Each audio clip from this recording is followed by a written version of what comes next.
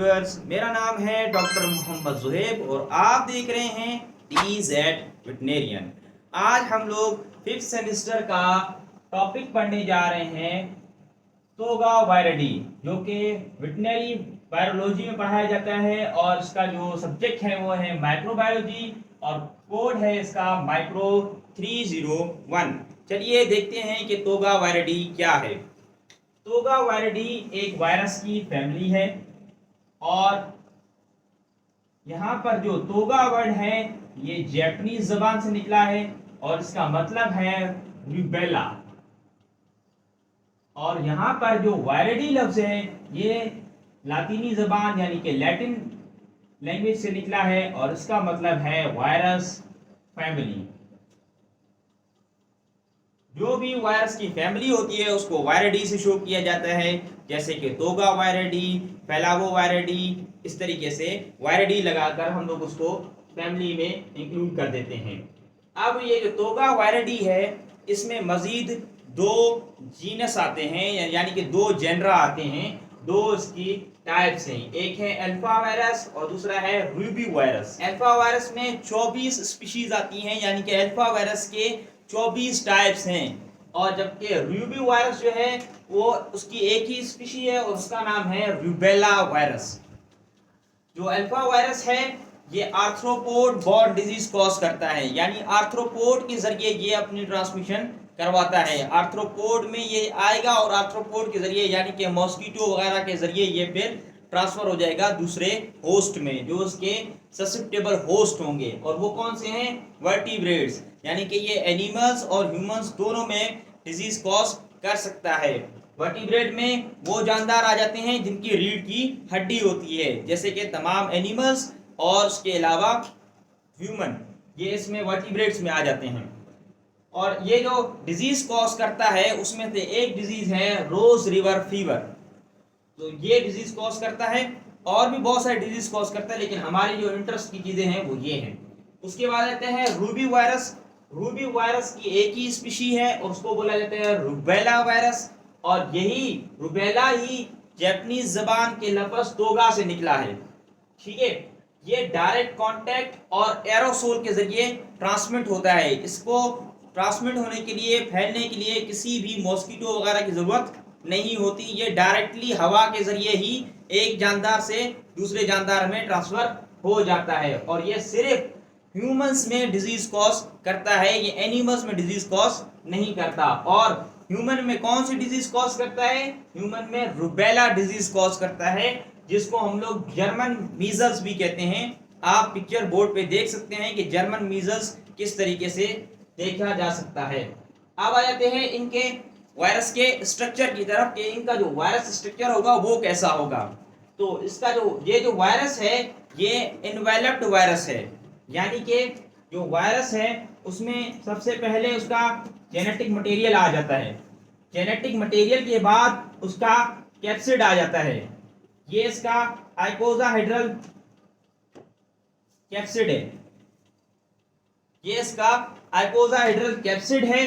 और आइकोसा मतलब 20 फेसेस, यानी कि जिसके 20 कोने हों, ऐसा कैप्सिड जिसके 20 कोने हों, यानी कि उसके 20। अब यहाँ पर मैं बना नहीं सकता, लेकिन आप पिक्चर देख सकते हैं कि किस तरीके से 20 कोने वाली शक्ल होती है, यानी कि आइकोसाहेड्रॉन होती है। उसके बाद फिर इसके ऊपर एक इन्वेलप आ जाता है, एक इन्वेलप, यानी कि ये इसका रहा जेनेटिक मटेरियल। और उसके अलावा ये इसकी रही न्यूक्लियोकैप्सिड। अब इसको न्यूक्लियोकैप्सिड क्यों कहा जाता है?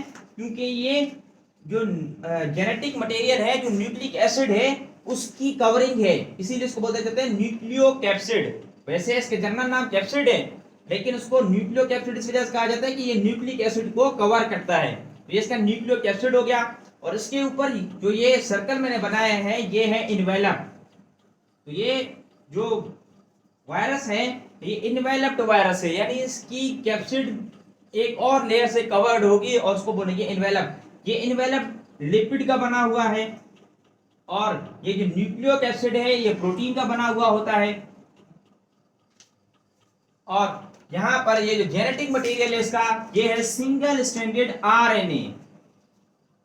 जो हमारे पास तोगा वायरिडी के जितने भी वायरस हैं वो सिंगल स्ट्रैंडेड आरएनए हैं, यानी कि यहाँ पर आपको आरएनए मिलेगा वो भी एक स्ट्रैंड वाला। अच्छा, इसकी जो लेंथ होगी वो 11 से 12 किलो बेस होगी, यानी कि 11 से 12,000 बेस होंगी। बेस मतलब 11 से 12,000 इसमें न्यूक्लियोटाइड होंगे।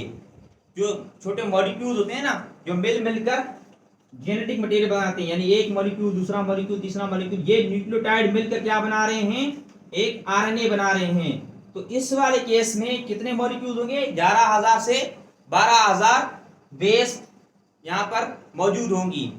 अगर यही डीएनए का स्ट्रक्चर होता तो इसमें हम बोलते हैं बेस पेयर, यानी कि किलो बेस पेयर, क्योंकि उसमें फिर दूसरा स्ट्रैंड भी आ जाता, तो एक बेस का दूसरा बेस भी मौजूद होता, उसको हम लोग बोलते हैं किलो बेस पेयर। अच्छा, यहाँ पर ये चीज कवर हो गई। अब यहाँ पर आते हैं हम लोग अपने टॉपिक को देखते हैं। इन्वेलप्ड वायरस है, इन्वेलप्ड किससे बनी हुई है, लिपिड से। जैसे कि मैंने आपको बताया ये इन्वेलप्ड है और ये किससे बनी है, लिपिड से। आइकोसाहेड्रल न्यूक्लियोकैप्सिड है जो कि 40 नैनोमीटर डायमीटर का है, यानी कि इसकी ये जो मैंने आइकोसाहेड्रल कैप्सिड बनाया है ये कितना लंबा होगा, ये 40 नैनोमीटर की इसका डायमीटर होगा, ठीक है। और मैंने क्या बताया, ये पॉजिटिव सेंस है और सिंगल स्ट्रैंडेड आरएनए वायरस है। पॉजिटिव स्ट्रैंड का मतलब ये है कि कुछ वायरस जो होते हैं वो पॉजिटिव स्ट्रैंड होते हैं और कुछ वायरस जो हैं वो नेगेटिव स्ट्रैंड होते हैं। ये इनकी क्लासिफिकेशन की बुनियाद पर हम इसको पॉजिटिव और नेगेटिव करार देते हैं। और यहाँ पर आरएनए की मैंने आपको लेंथ कितनी बताई, 11 से लेकर 12 किलो बेस पेयर तक। और यहाँ पर आप इसके वायरियन का जो शक्ल है वो कौन सी होगी, स्फेरिकल। वायरियन बोलते हैं मैच्योर वायरस को। मैच्योर वायरस में इसलिए कह रहा हूं कि जो वायरस फुली वायरस होता है, एक पूरा वायरस जो होता है, पूरी वायरस की शक्ल होती है, उसको बोलते हैं वायरियन।